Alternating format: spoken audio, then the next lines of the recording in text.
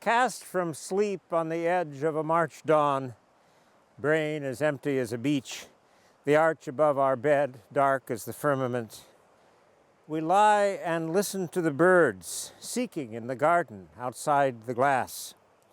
Light, light, who let there be light? We're glad for the light and the worms in the grass.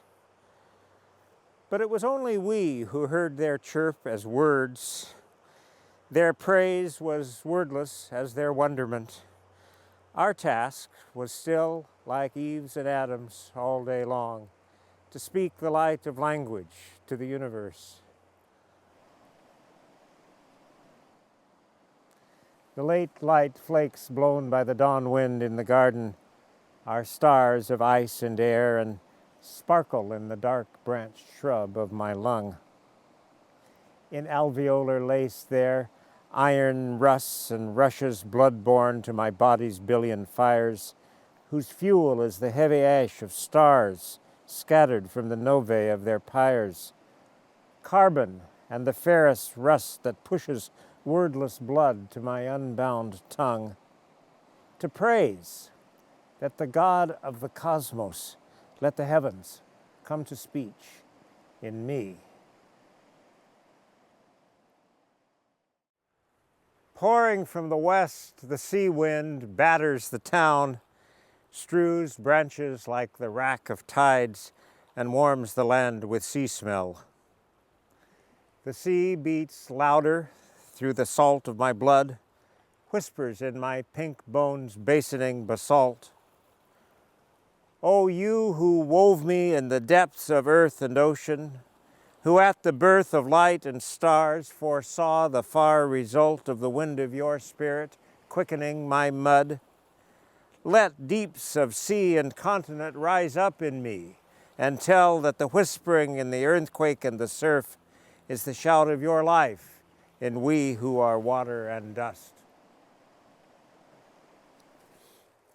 Standing on the thrusting grass by the choked pear tree, the gnarled gardener is older than the tree he tends.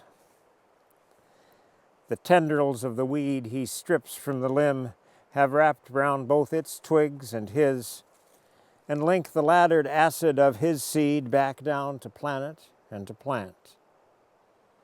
His fingers tend the garden's need, yet the transpired breath of the garden is the respired breath of his work, which is the hymn of his soul and the grown voice of the soil rejoicing that dropped and rotting seeds may blossom yet from the dirt.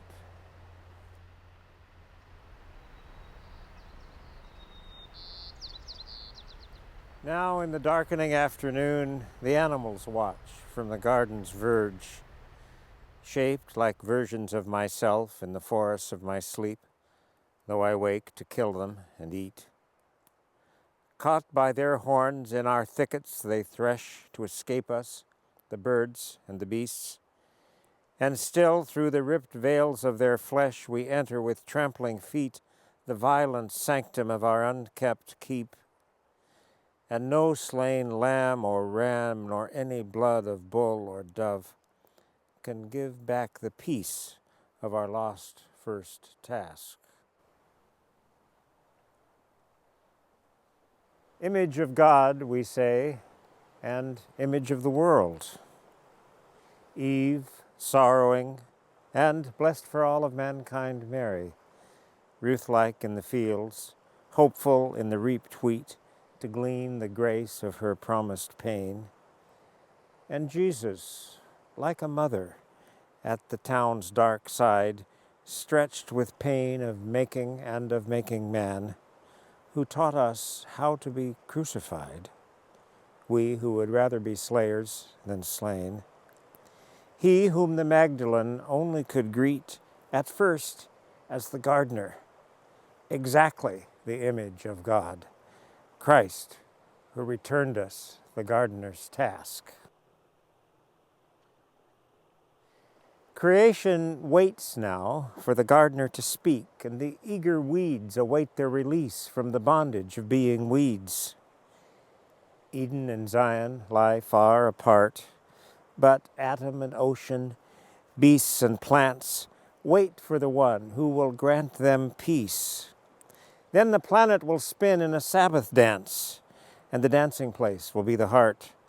Fruit will burgeon from scattered seeds, and garden and town be clean as a fleece early in the morning on the first day of the week.